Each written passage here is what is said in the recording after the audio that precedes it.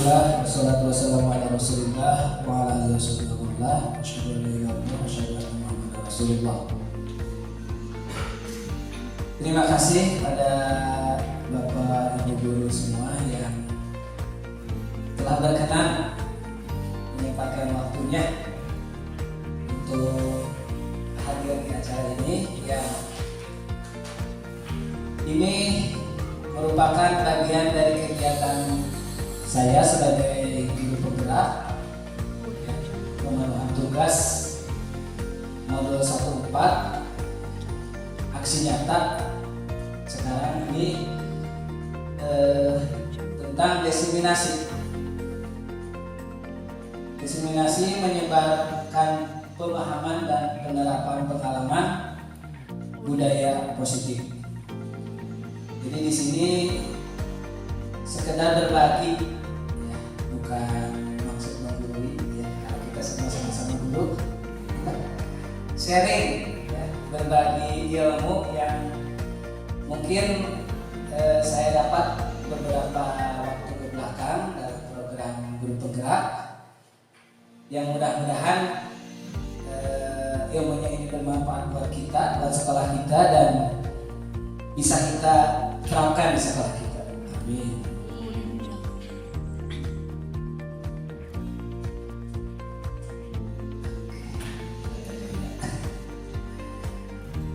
Konsep inti dari budaya positif itu yang pertama, perubahan paradigma belajar. Ya, jadi nanti semua ini dipaparkan secara rinci mudah-mudahan. Ya. Paradigma awal belajar itu seperti apa sih dulu kita sebagai guru kepada murid. Yang kedua, disiplin positif. Pemahaman kita dulu disiplin positif, disiplin itu apa gitu. Nanti kita coba bahas, ya. Kemudian nilai-nilai kebajikan. Apa sih nilai kebajikan itu secara umumnya? Kemudian kebutuhan dasar manusia. Jadi manusia, kita sebagai manusia mempunyai kebutuhan. Apa sih kebutuhan dasar itu? Kemudian motivasi perilaku manusia. Manusia melakukan sesuatu itu biasa didasarkan atas motivasi tertentu. Apakah itu nanti kita coba bahas. Kemudian posisi kontrol guru. Ya. Jadi nanti di kelas itu kita posisinya sebagai apa sih? Kemudian ada keyakinan kelas yang ini juga hal baru buat saya pribadi, ya, dan segitiga restitusi. Yang pertama, ya, tadi adalah perubahan paradigma belajar. Pembelajaran yang awalnya berpusat pada guru, ya, yang kita sering kenal dengan metode ceramah. Jadi dulu kita tuh ngajar tuh ceramah begitu, ya. Kita menerangkan, anak mendengarkan, lama-lama anak ngantuk gitu, ya. Karena di ceramah biasanya ngantuk gitu. Ya sering dialami oleh bapak-bapak kan waktu hari Jumat, ya. Ketika di ceramah teh lebih nyaman gitu, ya. Tidak. Nah itu seperti itu dulu kita mengajar, seolah-olah guru itu paling pintar gitu kan, sehingga diterangkan semuanya kepada murid. Nah sekarang tidak bisa seperti itu, ya, karena bisa jadi murid sekarang jauh lebih pintar daripada guru. Makanya sekarang itu pembelajaran itu menjadi berpusat pada anak. Jadi bukan guru yang menjadi pusat utama, justru anak yang menjadi pusat utama. Yang artinya menuntun anak sesuai kodrat alam dan kodrat zaman. Ya, kita sering sesama guru sering curhat, baru teh, di rumah anak-anak teh diceprek teh nggak masalah. Sekarang udah zamannya udah beda. Sekarang ketika kita bertindak sesuatu yang kurang pas pada anak, viral, ya. Makanya zamannya sudah berbeda. Kemudian kodrat alam juga, adanya kita di mana? Ya, orang Sukabumi kota itu harus menyesuaikan diri dengan kodrat alam yang ada di sini. Orang di sini seperti apa, nah itu harus disesuaikan. Zamannya harus mengikuti dengan kebiasaannya sekarang, dan lingkungannya pun harus mengikuti. Karena kebiasaan orang di kota pasti berbeda dengan yang di sini. Ya, orang di kota terbiasa dengan kenyamanan fasilitas, di sini belum tentu. Pembelajaran berorientasi pada penguatan kompetensi dan pengembangan karakter yang sesuai dengan dimensi profil pelajar Pancasila. Ini yang menjadi fokus, ya, termasuk dengan kurikulum Merdeka, bahwa salah satu capaian yang ingin dicapai oleh kurikulum Merdeka oleh guru penggerak ini adalah siswa menjadi berkarakter profil belajar Pancasila. Mungkin ada yang sudah tahu, mungkin ya, dari beberapa rekan di sini, apa sih profil pelajar Pancasila. Mungkin pun ada yang baru tahu seperti saya setelah mengikuti program guru penggerak ini. Di antara Pancasila dengan profil pelajar Pancasila itu ada kesamaan, tapi berbeda penjelasannya. Kita lanjut. Nah, ini yang dimaksud dengan profil pelajar Pancasila. Jadi targetan kita sebagai pendidik, siswa itu diharapkan bisa mendapatkan atau ada profil pelajar Pancasila ini. Yang pertama, siswa itu diharapkan beriman dan bertakwa kepada Tuhan Yang Maha Esa dan berakhlak mulia. Ya. Jadi dengan disekolahkan itu, siswa itu diharapkan punya keimanan, berarti pemahaman keagamaan, ya, dan berakhlak mulia. Pasti setiap orang tua ingin menyekolahkan anaknya, salah satunya supaya mempunyai akhlak yang mulia, akhlak yang baik. Ya. Yang kedua, kebinekaan global, ya, kebinekaan global. Ini dimaksudkan bahwa ketika anak mendapatkan pembelajaran di sekolah itu, agar dia mencintai keberagaman yang ada di negara kita, ya, agar ciri khas negara kita itu tetap ada, ya, agar bangga dengan budaya sendiri, tidak sampai malu dengan budaya sendiri, bangga dengan budaya orang lain. Nah, itu yang harus kita hindari. Dengan budaya sendiri malu, malah bangga dengan budaya luar. Padahal salah satu budaya kita yang bagus adalah orang Indonesia itu punya budaya yang ramah. Kita pun mungkin merasakan, ya, ketika ada orang asing datang ke Indonesia, apalagi bule, katanya Mister gitu. Padahal nggak kenal kan sama orang asing tersebut, tapi so akrab gitu, ya, kayak makhluk unik gitu kan, ya, pengen gitu nanya orang asing itu. Karena karakter dari orang Indonesia adalah ramah.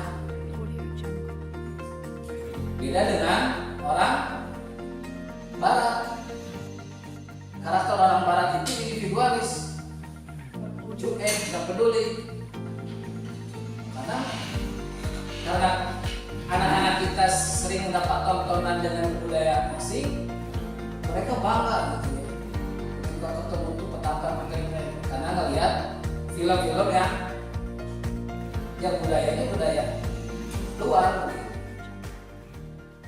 Dan itulah yang harus kita coba kasih arahan, dituntun. Jadi karena sekarang itu posisi kita itu guru itu bukan memaksa tapi menuntun. Yang namanya menuntun kan anak sudah bisa, tinggal diarahkan. Kemudian profil pelajar Pancasila yang selanjutnya adalah bergotong royong. Nah ini pun salah satu ciri khas negara kita, gotong royong.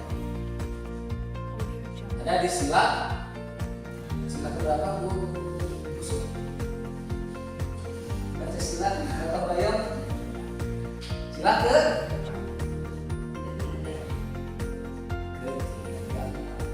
sila ketiga bunyinya Persatuan Indonesia. Di situ bersatu, bergotong royong, ya. Dan gotong royong di sini maknanya luas. Ada kerjasama, ada kolaborasi. Katanya kerjasama dengan kolaborasi itu ada sedikit pemahaman berbeda. Apa bedanya? Kerjasama, kerja babarengan. Macul ini, macul kape. Jadi kerjanya sama-sama bareng. Tapi kalau berkolaborasi, bekerja bersama sesuai dengan posisi masing-masing. Kalau di sekelas ada yang sapu-sapu, ada yang lap-lap kaca. Nah, itu kerjanya masing-masing sesuai dengan job desk masing-masing. Itu bedanya. Pemahaman kerjasama dengan berkolaborasi. Berkolaborasi di kelas, guru memposisikan sebagai guru, sebagai fasilitator yang menuntun aja. Biarkan anak eksplor, cari tahu sendiri. Jika mereka perlu bantuan, maka kita bantu. Ketika ada yang agak melenceng, maka kita luruskan. Di sekarang seperti itu. Selanjutnya kreatif. Nah ini yang perlu kita coba kembangkan ya. Karena yang saya tahu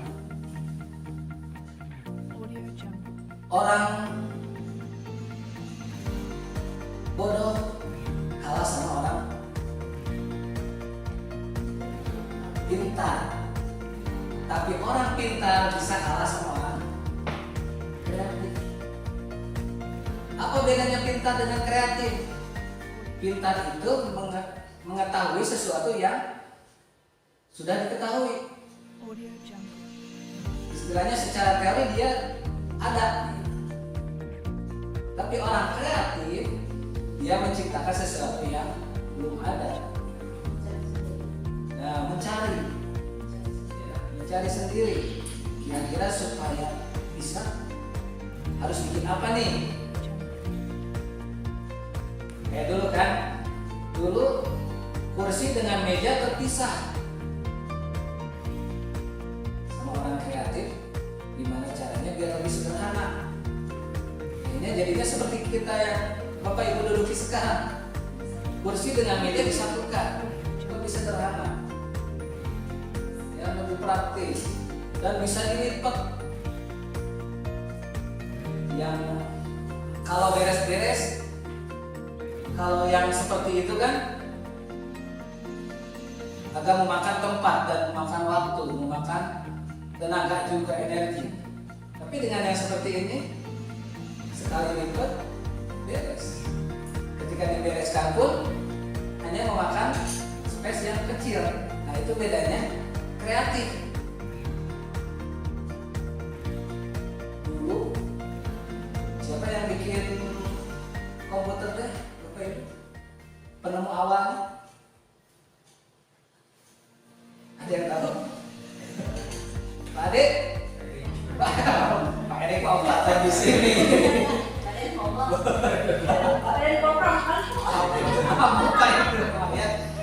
Nah, yang penemu awal komputer itu adalah Bill Gates. Ya, sampai-sampai dia berhayal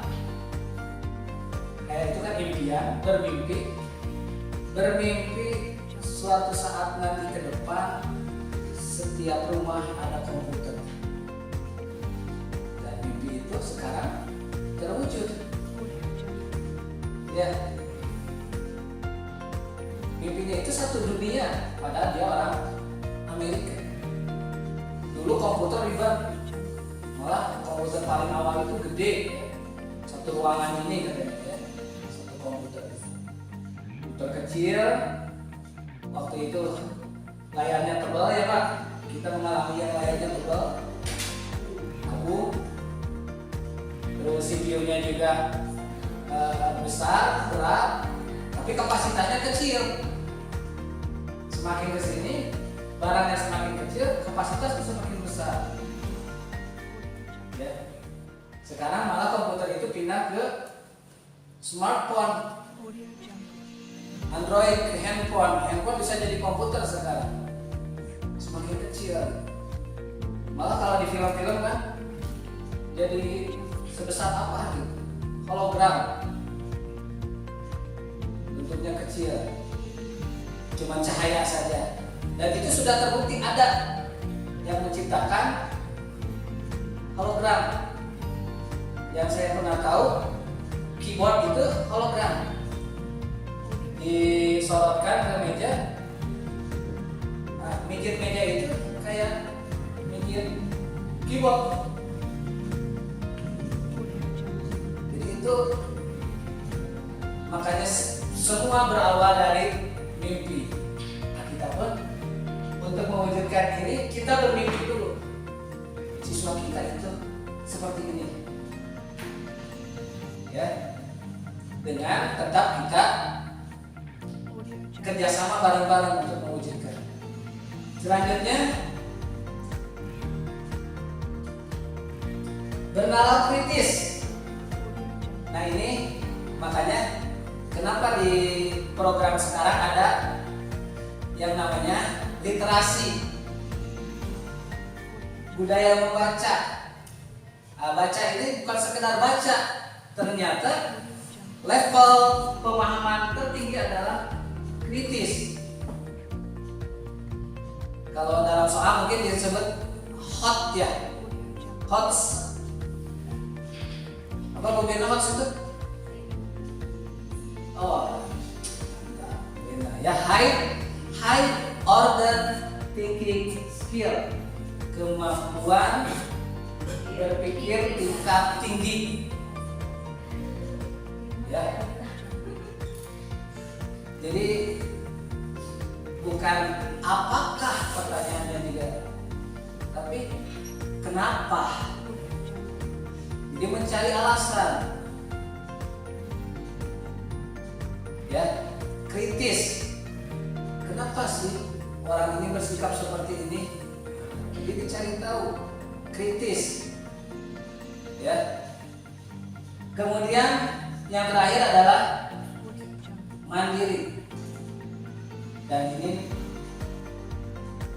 hal yang ketika negara kita sudah bisa mandiri, negara kita akan menjadi negara yang super power, yang tidak perlu negara lain. Sementara ini kan negara kita yang negara yang tergantung, ya. Kekurangan sedikit beli dari luar, kekurangan sedikit maju. Jadi budaya ngajuk ini udah dari atasnya. Ya, walaupun sebetulnya negara kita punya cita-citanya mandiri. Mudah-mudahan kedepannya berawal dari siswa-siswa kita yang dibentuk supaya mandiri, kedepannya negara kita bisa mandiri. Lanjut. Nah dulu, ya kita bahas yang dulu. Karena salah satu pembelajaran itu karena belajar dari yang masa lalu. Experience is the best teacher, katanya seperti itu. Pengalaman adalah guru terbaik. Dulu belajar hanya untuk ujian. Ya, ngapal gede pas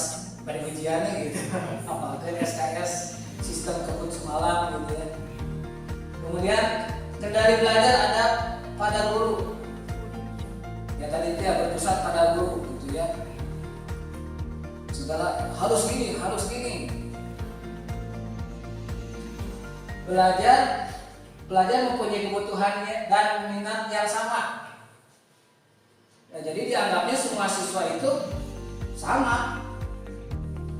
Ya, yang pinter itu yang nilai matematika sama IPA bagus. Itu anu pinter. Dulu kan pemahamannya gitu ya. Anu pinter pasti ngambil jurusan IPA. Ya, nah ini Pak Ade, Bu Indri ini orang-orang pinter gitu ya. Jadi kalau perlu orang pinter, Kak Ade di kamu Mirna, Bu Indri, orang pinter ya. Biasanya kurang pinter karena IPS gitu.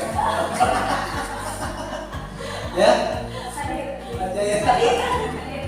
Padahal konsep itu sekarang itu salah.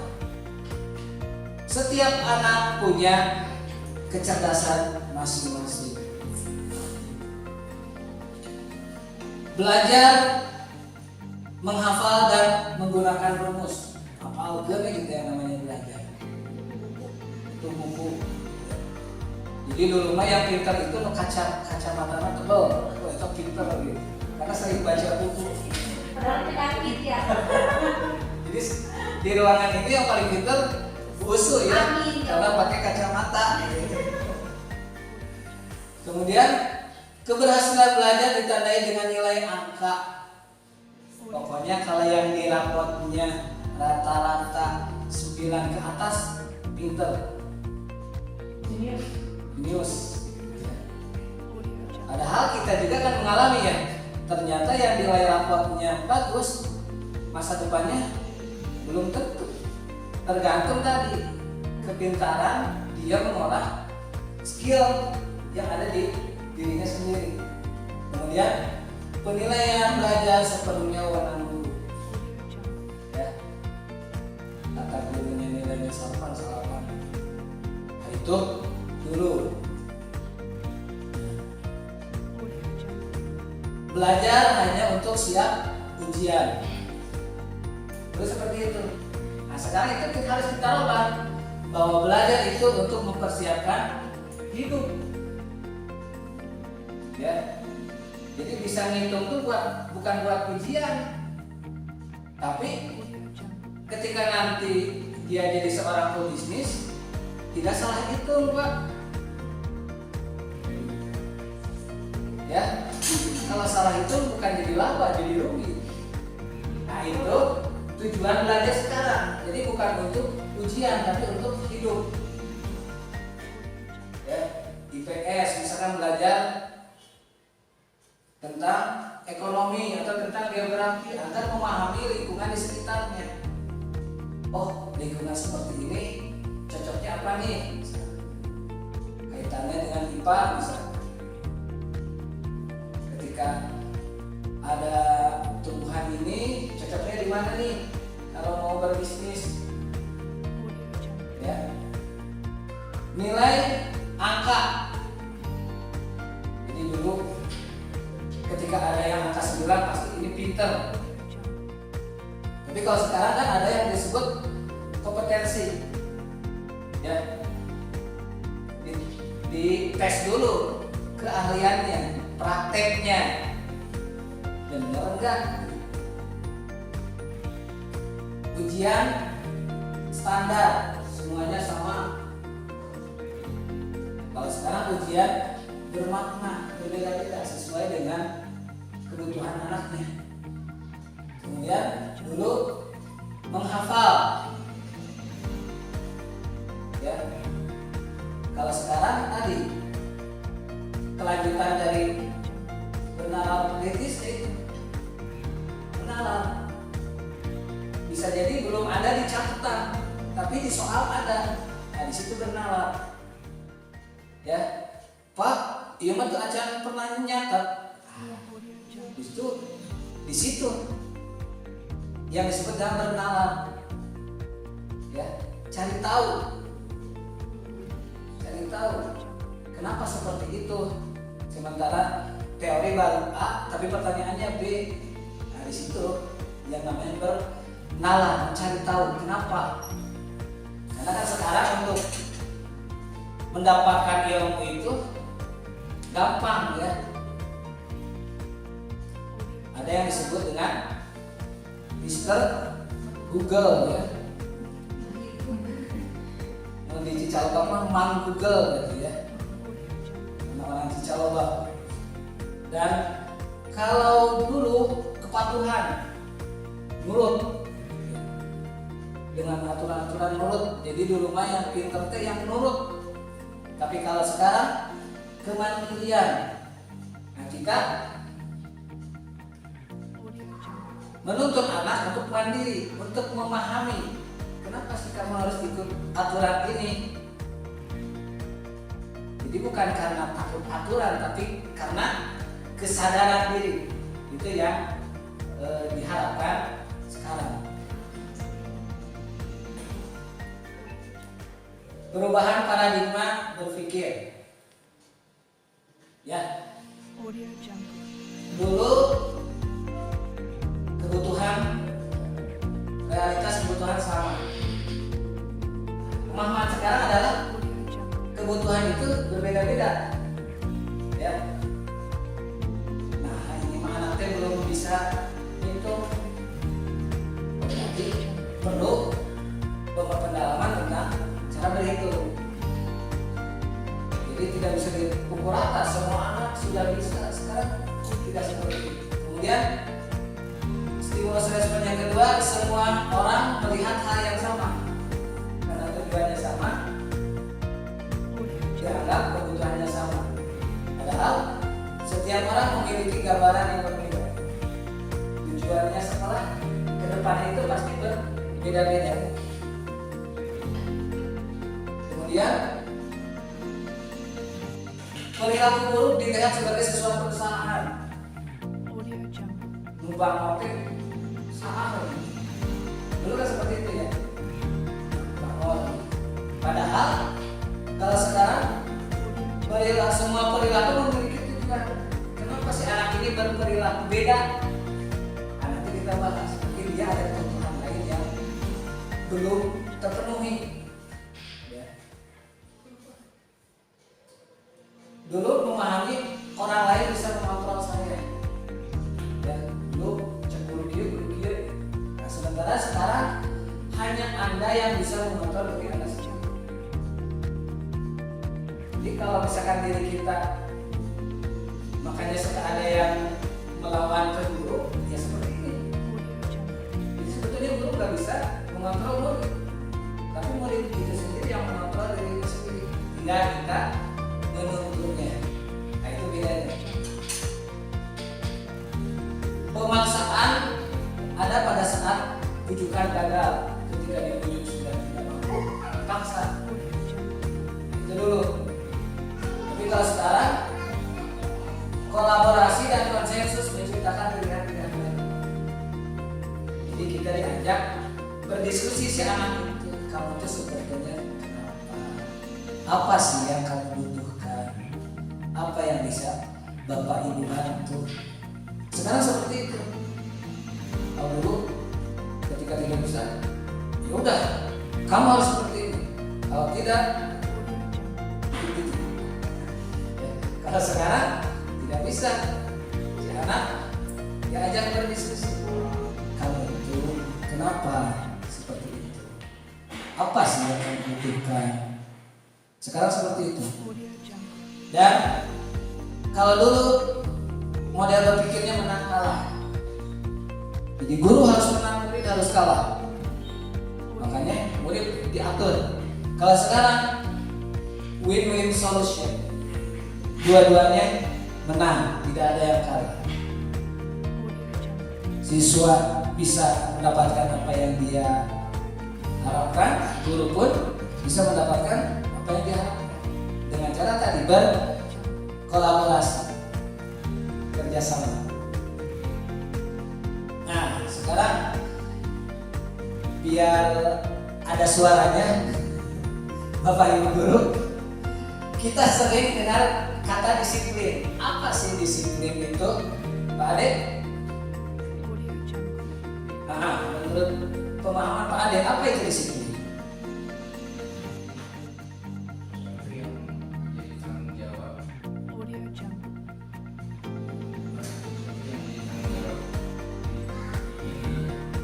disiplin menurut Pak Ade adalah sesuatu yang menjadi tanggung jawab dirinya. Ibu, mungkin ini standarnya seperti ini ya. Yang namanya disiplin mengikuti peraturan. Dulu seperti itu ya Pak Jaya. Disiplin itu mengikuti peraturan. Tidak mengikuti peraturan, tidak disiplin. Biasanya kita seperti itu. Padahal, ya kebanyakan orang akan menghubungkan kata disiplin dengan kata tertib, teratur, kepatuhan pada peraturan. Dalam budaya kita makna disiplin dimaknai menjadi sesuatu yang dilakukan seseorang pada orang lain untuk mendapatkan kepatuhan. Itu tadi yang namanya disiplin, patuh, nurut. Itu pemahaman dulu. Padahal kata disiplin berasal dari bahasa Latin disiplina yang artinya belajar. Kata disiplin juga berasal dari akar kata yang sama, disiple atau pelajar, murid, pengikut. Ya. Jadi disiplin itu belajar yang diharapkan akan timbul kesadaran diri. Nah itu makna disiplin. Ya. Nilai-nilai kebajikan. Orang berbuat baik secara umum, ya banyaklah yang disebut dengan, makanya kamu suka orang yang seperti apa? Baik. Oh, baik itu luas, ya. Yang namanya baik itu luas. Versi problem belajar Pancasila yang tadi ya, beriman dan bertakwa kepada Tuhan Yang Maha Esa, mandiri, benar kritis, kebinekaan global, gotong royong dan kreatif. Itu kebajikan menurut versi profil belajar Pancasila. Ada menurut versi IDO Primary Years Program BYP. Menurut mereka yang namanya kebajikan, toleransi, rasa hormat, integritas, mandiri, menghargai, antusias, empati, keingintahuan dan lain-lain. Versi yang lainnya 9 pilar karakter Indonesian Heritage Foundation IHF. Cinta Tuhan dan segenap ciptaannya, kemandirian, tanggung jawab, kejujuran, amanah, diplomatis, hormat, dermawan, suka menolong, gotong royong, percaya diri, kreatif, dan lain. Dan ada versi-versi lain, ya, kebajikan secara universal. Nah tadi terkait dengan adanya perubahan perilaku pada anak, sebetulnya kaitannya dengan hal ini, ya, kebutuhan dasar manusia. Kebutuhan dasar manusia itu adalah segala usaha yang kita lakukan untuk memenuhi apa yang kita inginkan. Seyogianya semua tingkah yang kita lakukan memiliki tujuan tertentu dalam rangka memenuhi kepuasan. Berarti ketika ada sesuatu yang tidak terpuaskan, maka itu perlu dipenuhi. Apa saja sih kebutuhan dasar manusia itu? Ada 5 dasar kebutuhan dasar manusia. Yang paling inti adalah survival. Bu Indri, apa survival? Ini dalam bahasa Inggris gitu ya. Survive, bertahan hidup. Kira-kira untuk bertahan hidup apa yang diperlukan? Makan, ya, kesehatan, apalagi yang kaitannya dengan nyawa lah ya, bertahan hidup tuh. Tadi ya, sandang, makan, termasuk sandang pangan. Nah, kebutuhan itu primer, sekunder ya.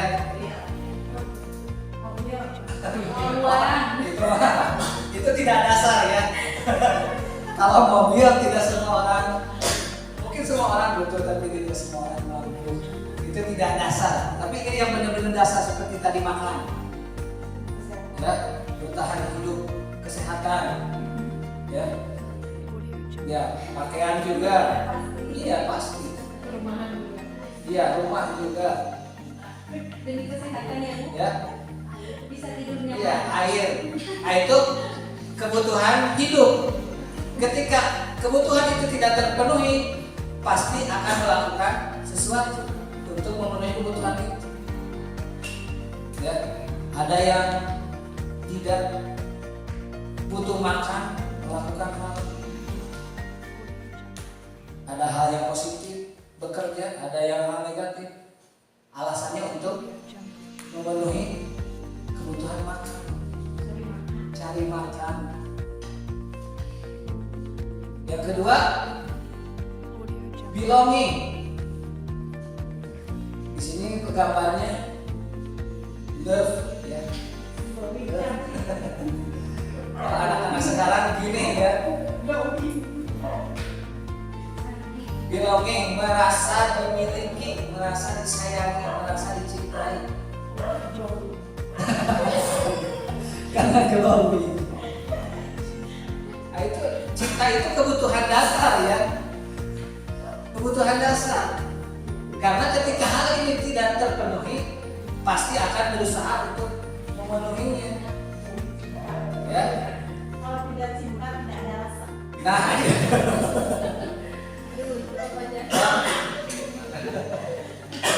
Jadi dunia ini hampa ya Bu ya. Dunia hampa tanpa cinta gitu. Nah, kemudian fun, kesenangan. Ya, manusia perlu kesenangan. Makanya sekarang Supaya tidak stres, Nah, senang-senang. ya, kalau hal itu tidak terpenuhi, efeknya stres. Iya. Ya, makanya cari kesenangan. Ada yang cari dengan tadi ya, perlu kuota. Buat apa sih kuota? Dan warna. Ya, mungkin hal ini ya ingin dipenuhi oleh kuota kesenangan. Ya, lihat YouTube, TikTok, baca cerita. Kalau nggak ada kuota tidak bisa, tidak terpenuhi. Pesan lagi. Nah, itu kan kesenangan ya. Biasanya ibu-ibu katanya Pesan-pesan dasar. bukan Shopee, bukan Lazada itu, wah happy gitu ya. Apalagi kalau beli Pak. Apalagi kalau beli lebih. Nah itu tujuan dari memenuhi kebutuhan dasar. Kemudian power, keinginan menguasai. Nah itu pun salah satu kebutuhan siswa, salah satu kebutuhan manusia. Ya, manusia perlu adanya ingin menguasai sesuatu, baik laki-laki maupun perempuan sama. Yang pasti manusia. Ya. Dan yang terakhir freedom, kebebasan, kemandirian. Ya, adanya kebebasan, ingin bebas itu adalah sebuah kebutuhan manusia. Makanya dulu negara kita dijajah itu, nggak enak. Ada usaha untuk freedom, ingin bebas, karena itu bagian dari kebutuhan dasar manusia. 3 motivasi perilaku manusia. Ya, nanti dibacakan. Ya. Manusia melakukan sesuatu pasti ada motivasinya. Motivasi yang pertama dan motivasi terendah. Yang pertama adalah untuk menghindari ketidaknyamanan atau untuk menghindari hukuman. Melakukan sesuatu itu atas dasar biar tidak dapat teguran, biar tidak dapat hukuman. Atau biar nilainya bagus untuk guru. Nah ini yang pertama ini menghindari ketidaknyamanan, ketidakenakan melakukan sesuatunya dia. Nah ini faktornya masih dari luar, faktor eksternal. Yang kedua, untuk mendapatkan imbalan atau penghargaan dari orang lain. Nah ini mendapatkan sesuatu yang enak, pujian, nilai. Nah ini agak naik sedikit levelnya, walaupun mungkin masih dari faktor eksternal, dari orang lain. Ada yang diharapkan dari orang lain. Kalau tadi ada yang dihindari karena ketidaknyamanan, kalau sekarang ada yang ingin didapatkan dari orang lain. Mengerjakan sesuatu karena nilai, mengerjakan sesuatu karena hadiah, ingin mendapat pujian. Itu salah satu kenapa orang melakukan sesuatu.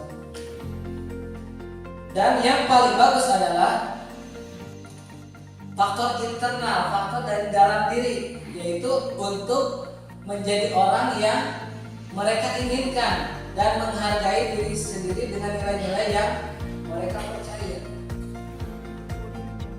Kenapa sih kamu belajar? Saya mau pengen ngerti.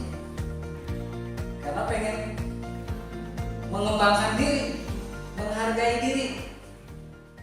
Ketika dia melakukan sesuatu karena keinginannya sendiri, karena menghargai dirinya sendiri, itu adalah tahapan yang paling tinggi, yang luar biasa. Dan itu yang kita coba bentuk ke anak didik kita. Mungkin kita awalnya mendidik anak didik kita dengan kalau tidak nurut nanti dapat konsekuensi, atau kalau nurut dapat nilai. Kita seperti itu awalnya ya.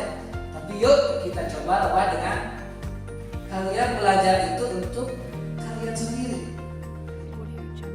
Kalian pintar bukan ibu, bukan bapak, tapi buat kalian sendiri nanti di masa depan kalian. Karena kan tadi belajar itu untuk kebutuhan hidup, bukan untuk ujian. Belajar matematika biar ketika nanti dalam kehidupan ada hitung-hitungan tidak dibodoh-bodohi. Ini mau untungnya sekian ya, padahal setelah itu tidak seperti itu.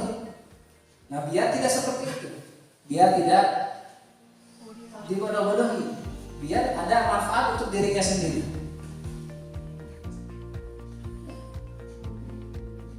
Kita sebagai guru mungkin sudah mengenal dengan kata hukuman atau konsekuensi.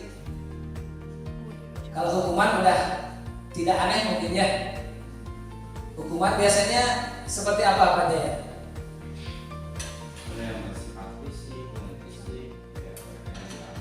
Nah biasanya kan ketika ada yang melanggar hukuman, gitu ya. Push up 10 kali dan berupa fisik. Ya. Kalau konsekuensi, Bu Mirna pernah dengar kata konsekuensi?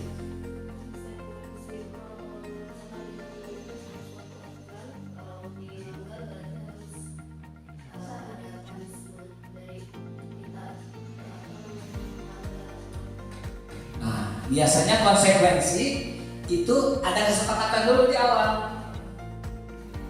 Anak-anak, kalau misalkan tidak mengerjakan PR, konsekuensinya ketika waktu istirahat kerjakan PR kamu. Jadi dia kehilangan waktu istirahat untuk mengerjakan PR. Misalkan seperti itu. Jadi ada kesepakatan di awal. Kalau hukuman biasanya tidak terencana. Saya ingat nawe gitu. Saking keselan. WC. Ya. Nah, ada hal baru yaitu restitusi. Ya. Restitusi adalah proses menciptakan kondisi bagi murid untuk memperbaiki kesalahan mereka, sehingga mereka bisa kembali pada kelompok mereka dengan karakter yang lebih kuat. Jadi kita tidak memojokkan anak gitu ya. Kamu salah, hukum. Yang seperti itu kan efeknya pasti down ya. Wah, saya itu orang yang bersalah. Pasti langsung secara mental jatuh. Ya. Tapi restitusi ini enggak. Si anak ketika melakukan kesalahan itu tidak langsung dijudge. Dia hanya ajak diskusi, disadarkan, dibangun mentalnya supaya lebih baik. Nah, itu di restitusi. Jadi ketika anak melakukan kesalahan, ya itu hal yang wajar. Setiap orang pernah misalkan. Ya, agama kita pun menjelaskan bahwa manusia itu tempatnya salah. Jadi ketika diingatkan seperti itu, anak tidak kesalahan itu hal yang wajar. Tapi dan titik ya. Tapi di situ si anak dibangun supaya mencari solusi sendiri agar dia bisa lebih baik. Tapi kira-kira apa nih kedepannya supaya kamu lebih baik? Seperti itu. Jadi si anak dilatih untuk bernalar kritis, mencari solusi sendiri agar menjadi lebih baik, lebih kuat secara mental. Nah, tadi yang selanjutnya adalah 5 posisi kontrol guru. Mungkin tidak terbaca ya, tapi saya bacakan. Yang pertama, posisi penghukum. Yang kedua, posisi pembuat rasa bersalah. Yang ketiga, posisi teman. Yang keempat, posisi pemantau. Dan yang kelima, posisi manajer. Kira-kira Busu ketika di kelas biasanya posisinya yang mana? Ada penghukum, ada pembuat rasa bersalah, ada teman, ada pemantau, ada manajer. Yang mana? Biasanya seperti apa cara mendekati anaknya? Ya, seperti teman. Akrab ya. Akrab. Biasanya posisi teman ini akrab, sehingga anak pun dia merasakan, oh iya teman gitu. Ya, kalau Bu Indri teman akrab ya dengan murid-murid. Kalau Pak Jaya Semuanya. mantap. Iya, karena nggak hukum. Iya. Jadi itu. Ya, dan mungkin saya pun pernah di beberapa posisi gitu ya. Dan yang posisi paling ideal adalah manajer. Posisi penghukum mungkin untuk situasi tertentu bisa dipakai. Walaupun untuk keadaan sekarang katanya ini sudah tidak relevan.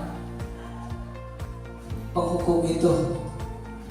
Tapi kalau kita kan dulu mah budak teh supaya ngawal teh dihukum gitu kan.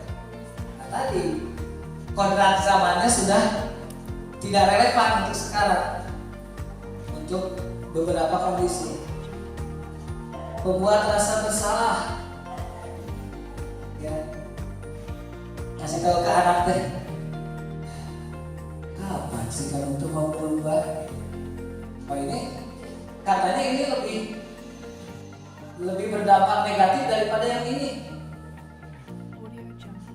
karena itu benar-benar mental yang dijatuhkan ya, benar-benar wah saya mau yang gagal, tidak punya masa depan, akhirnya pesimis lah, tidak ada harapan lain, tidak bakal berkembang.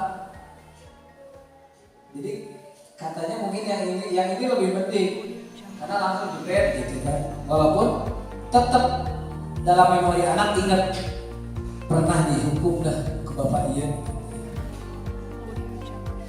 Posisi teman, nah ini mungkin yang membuat murid nyaman karena merasa akrab. Ya, satu sisi positif karena anak nyaman. Tapi untuk beberapa anak ini menjadi negatif. Kenapa? Kalau bahasa kitanya ngelunjak.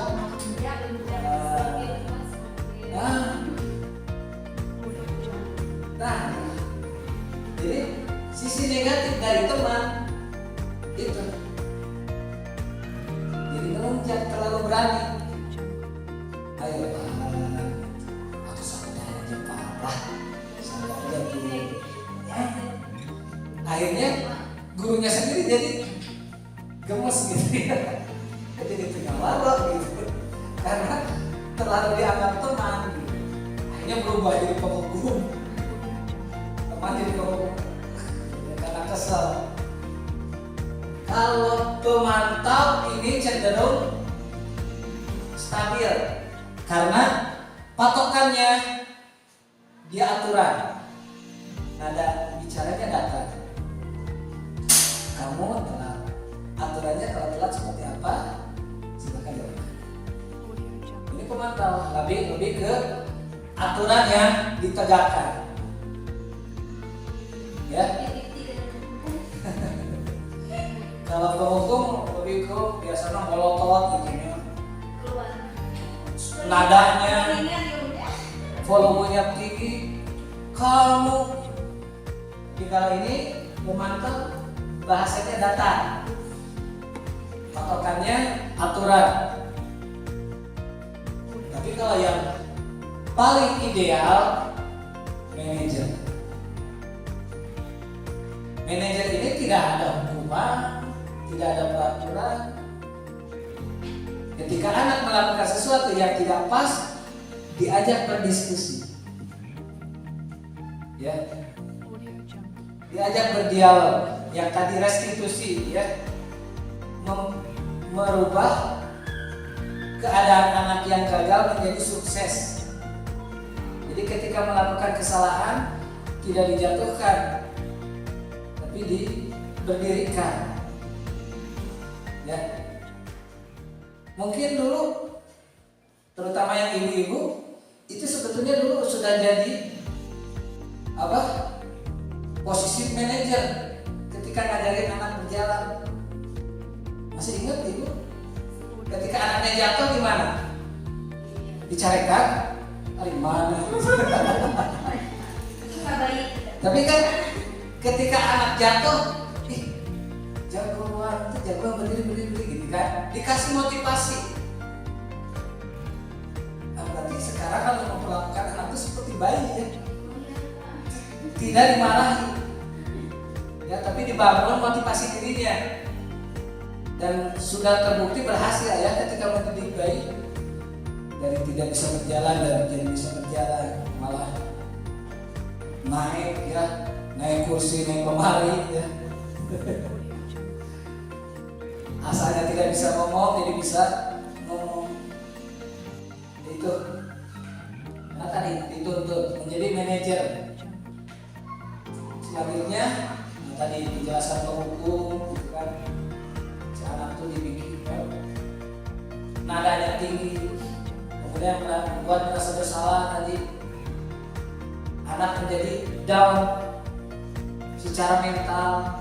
Dan gimana coba kalau orang tua kamu tahu kamu berbuat seperti ini, itu kan anak jadi down. Walaupun terkadang kita sebagian belum melakukan hal ini ya.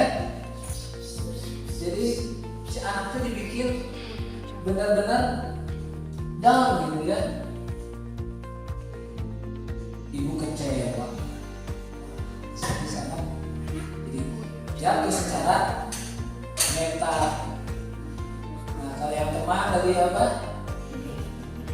Akrab lah ya, akrab kalau teman itu. Ayolah, lakukan hal ini demi bapak lah. Tadi efeknya, efek positifnya anak nyaman, dekat, ya, bisa lebih terbuka mungkin ya. Ketika ada masalah bisa curhat, ya. Dan biasanya teman itu ada sisi ininya nih, ada humornya, suka bercanda gitu ya. Sekarang lagi viral itu bercanda ya. Dan yang pemantau lebih ke tadi aturan yang ditegakkan, bahasanya data.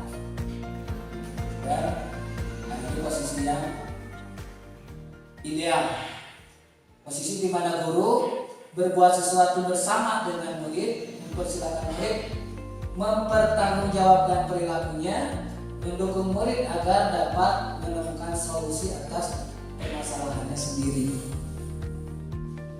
Ya, jadi bareng-bareng diajak diskusi kan. Ketika anak berbuat salah tuh, yuk kita duduk bareng. Ya, tidak apa-apa berbuat seperti itu. Pasti orang-orang pun pernah melakukan salah. Tidak ada manusia yang sempurna. Yang sempurna apa Pak Adek? Rokok. Ya. Tidak ada yang sempurna kecuali rokok. Ya, manusia tidak ada yang sempurna. Yang sempurna hanya Nabi kita Nabi Muhammad.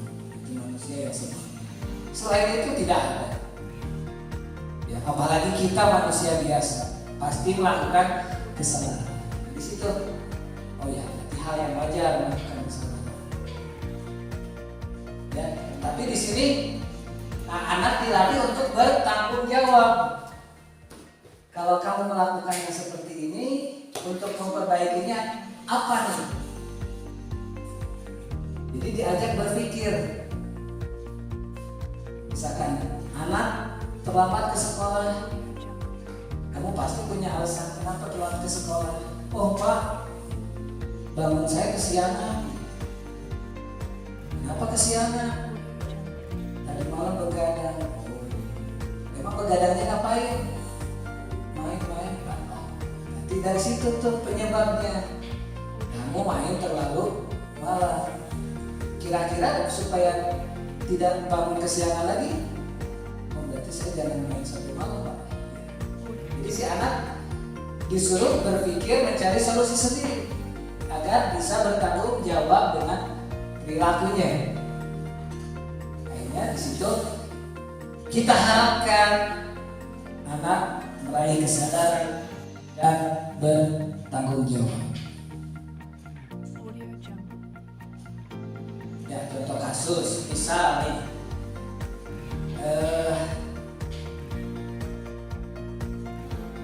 Bu Sophia, kira-kira kalau ada anak tidur di kelas, itu seperti apa? Kita harus seperti apa? Biasanya anak itu dibangunkan. Dibangunkan.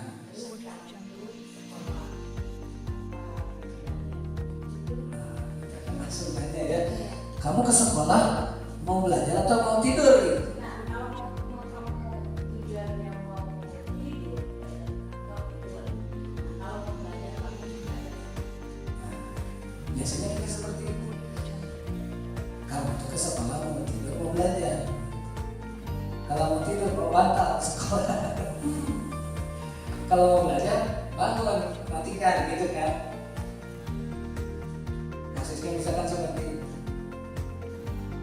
Tapi dengan yang tadi, dengan posisi yang tadi, yang kita idealnya posisi sebagai manajer, kasih anak jangan di kelas, ajak ke kantor. Kamu kenapa ngantuk di kelas? Tadi malam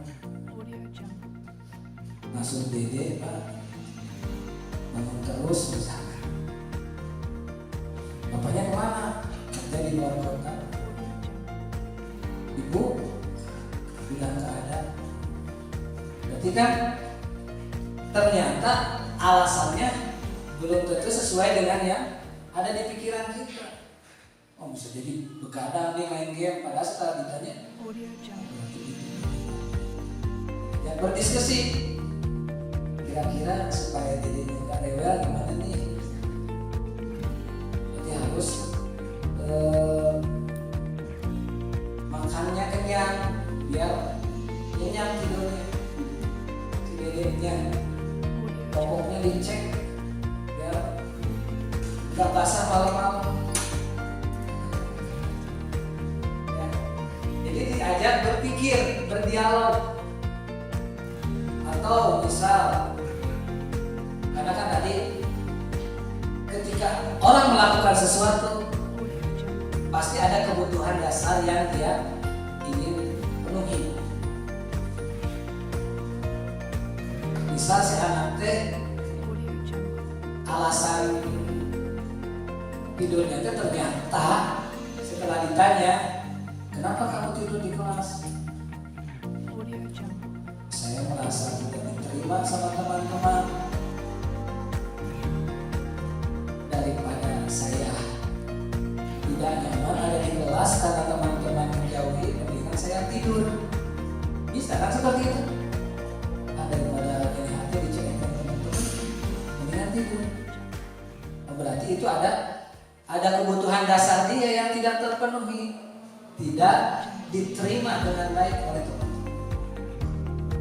Di situ kita dialog. Kenapa sampai tidak diterima? Saya mah agak pelit. Oh tadi itu yang harus diperbaiki. Jangan pelit. Ya, jadi ketika ada kasus kita gali, cari tahu. Nah ini keyakinan kelas yang coba kita terapkan ya. Perbedaan peraturan dengan keyakinan kelas. Mengapa keyakinan kelas bukan peraturan kelas? Nah, ini yang akan kita coba terapkan di kelas kita. Jadi perubahan antara peraturan menjadi keyakinan. Contoh, memakai helm itu peraturan atau keyakinan? Peraturan ya. Kenapa memakai helm? Supaya apakah memakai helm aturannya supaya selamat?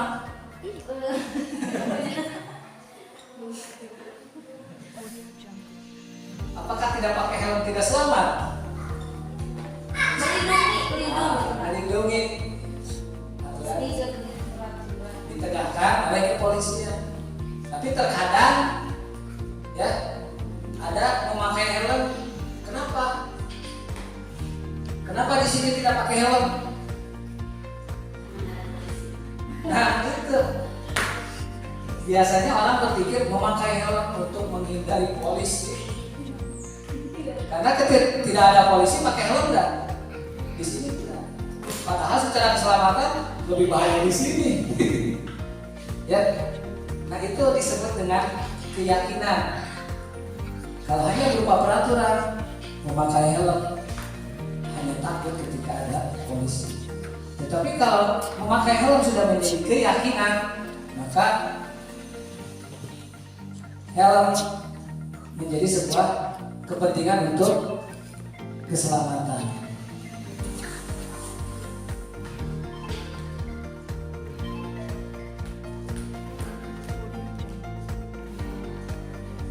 Keyakinan kelas bersifat lebih abstrak, ya, daripada peraturan yang lebih rinci. Kalau peraturan kan rinci ya. Misalkan dilarang membawa handphone, dilarang membuang sampah pada tempatnya. Itu kan aturan rinci ya. Tapi kalau keyakinan kelas ini abstrak, penerjemahannya global. Seperti tadi, aturan buang sampah pada tempatnya. Kira-kira itu kaitannya dengan apa? Kebersihan. Udah di situ.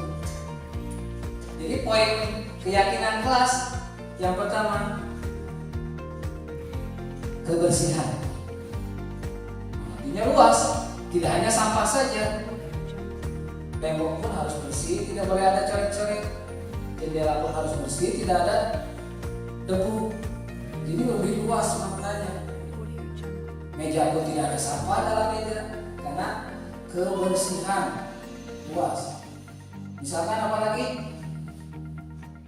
tidak boleh lari-lari di kelas. Kira-kira itu kaitannya dengan apa?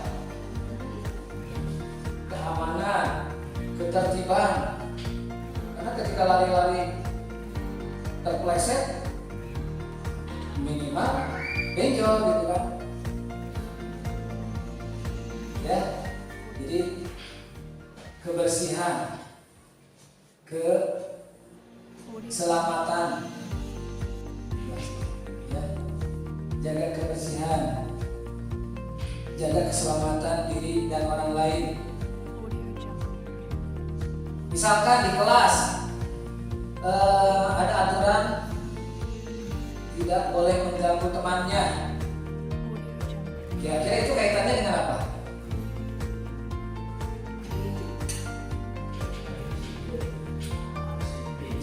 Disiplin.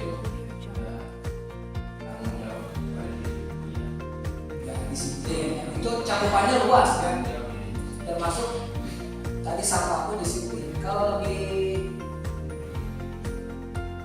lebih kerucutnya lagi, mengganggu teman itu kaitannya dengan apa? Pak Jaya? Ketika diganggu itu serasa tidak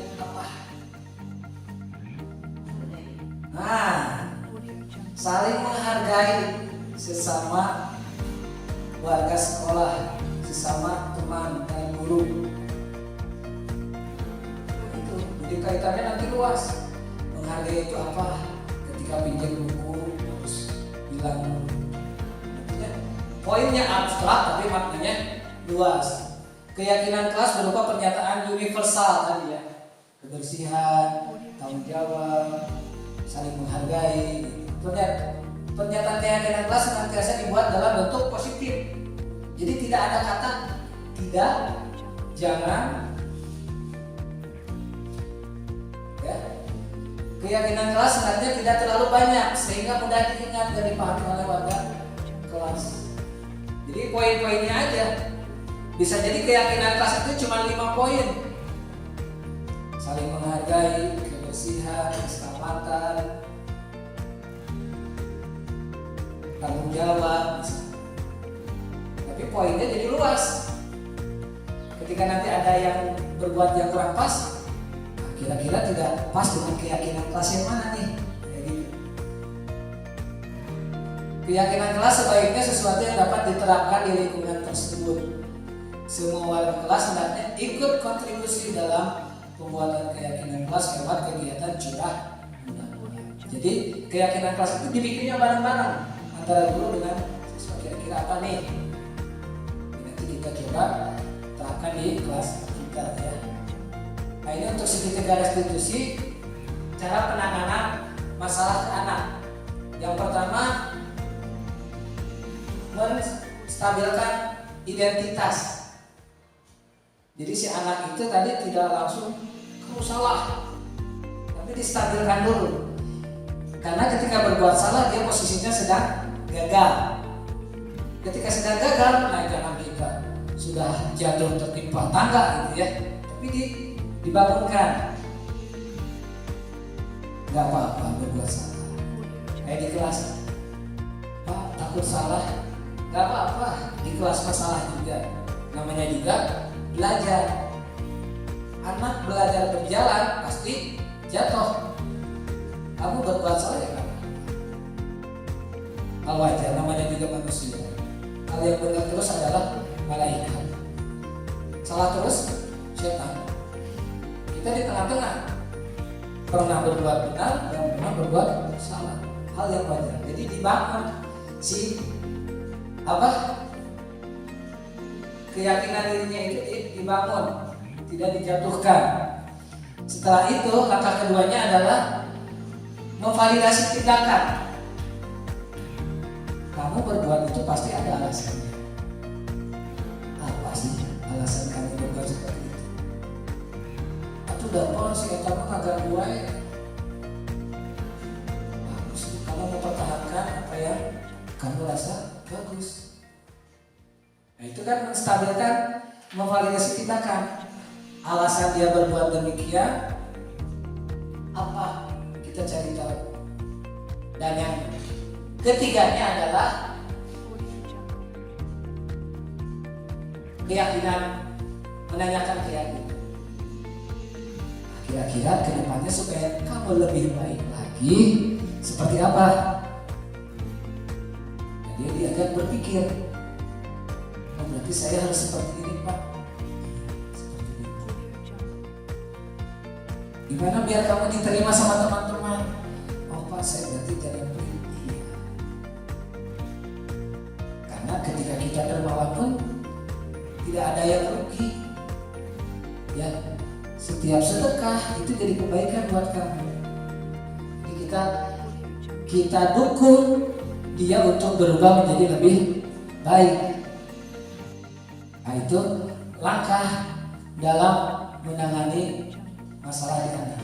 Kita menstabilkan identitas dia, ya, dengan tidak menjatuhkan mentalnya, kemudian memvalidasi tindakan, menanyakan apa sih sebab kamu melakukan hal itu, alasannya apa sih, dan yang ketiga menanyakan keyakinan untuk perubahan dia ke depannya menjadi lebih baik.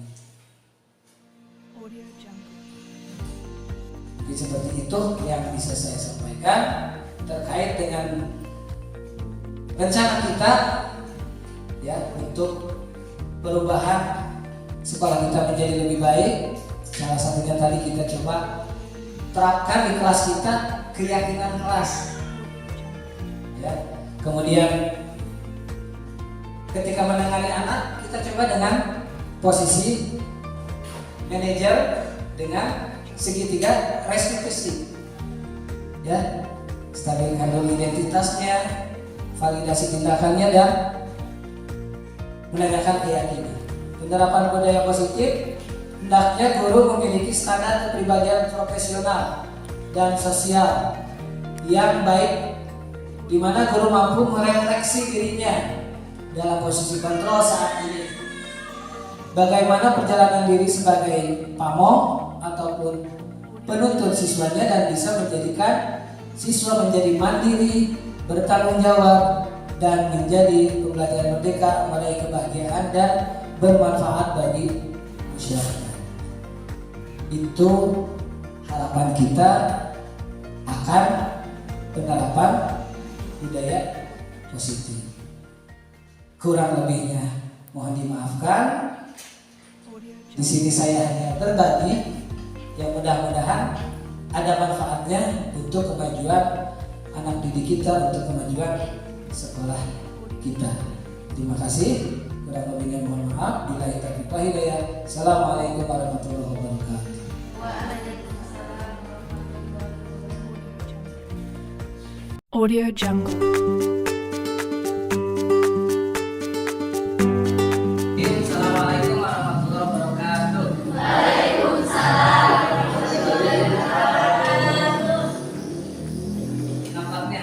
pasrah ya.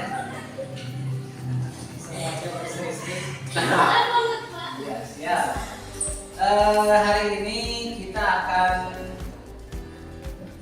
membuat keyakinan kelas. Ada yang pernah mendengar keyakinan kelas?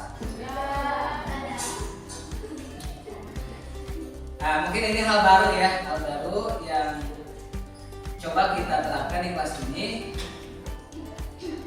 Tapi sebelum kita terapkan, coba terangkan dulu apa itu keyakinan kelas. Keyakinan kelas itu mirip dengan peraturan kelas. Cuman ada sedikit perbedaan. Perbedaannya keyakinan kelas ini kalimatnya abstrak, tidak detail seperti peraturan. Kalau peraturan kan kalimat lengkap ya. Dilarang membuang sampah sembarangan. Terus apa? Jangan mengganggu temannya. Nah, itu kan kalimatnya detail ya. Tapi kalau keyakinan kelas kalimatnya sederhana, abstrak tapi maknanya luas. Kenapa keyakinan kelas? Diharapkan dengan keyakinan kelas ini terbentuk kesadaran kalian. Ya seperti contohnya ketika mengendarai motor. Mengendarai motor itu kan harus pakai helm. Kalau itu udah peraturan ya. Peraturan ketika menggunakan motor harus memakai helm. Tapi apakah semuanya memakai helm ketika pakai motor? Tidak. Kalau alasan memakai helm itu kenapa? Rata-rata kan karena takut ditilang sama polisi. Karena di sini aman, nggak ada polisi, tidak pakai helm. Nah, itu belum terjadi kesadaran diri. Padahal fungsi helm itu bukan untuk menghindari teguran polisi, tapi untuk keselamatan, keamanan. Sementara daerah di sini, wah, resikonya luar biasa ya dibandingkan di kota. Kalau di kota mungkin tabrakan. Kalau di sini mah tidak ada tabrakan pun harus hati-hati ya karena jalannya. Nah itu kesadaran. Jadi ketika menggunakan helm karena keselamatan. Nah sekarang di kelas pun seperti itu. Kita coba membuat keyakinan kelas yang kita sepakati bareng-bareng. Ya. Apa saja yang kira-kira kalian ingin ada kesepakatan di kelas seperti apa? Cuman kalimatnya coba usahakan yang positif. Jadi tidak ada kata jangan mengganggu teman. Nah itu tidak ada kalimat kata jangan. Tapi sekarang lebih ke keyakinan. Kira-kira ketika kalian mengganggu teman itu sama dengan apa kira-kira? Tidak menghargai. Tapi di situ masih ada kata tidak.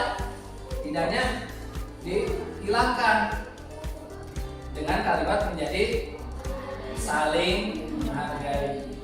Berarti di situ saling menghargai turunannya apa?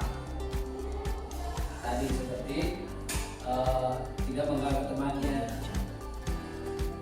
atau ketika pinjam buku harus izin dulu, harus dikembalikan. Nah, itu kan menghargai. Jadi nantinya luas, ya.